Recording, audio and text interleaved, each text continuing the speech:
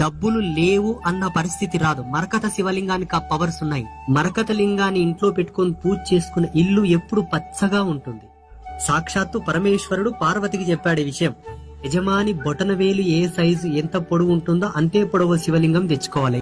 ప్రతి సోమవారం పొద్దున్నే స్నానం చేసుకొని నష్టన భస్మధారణ చేసుకొని లేదా ఇంత కుంకుమ బొట్టు పెట్టుకొని చందం బొట్టు పెట్టుకొని రాగి చెంబులో శుద్ధ జలం తీసుకొని రావాలి.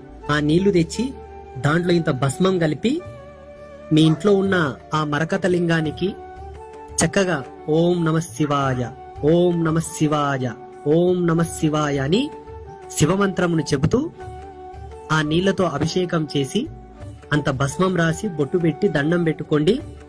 మీకు ఎన్ని శుభాలు జరగాలి, ఎన్ని జయాలు జరగాలి, మీ ఇంట్లో ఎంత అభివృద్ధి జరగాలో అంత అభివృద్ధి శివుడిచ్చేస్తాడు.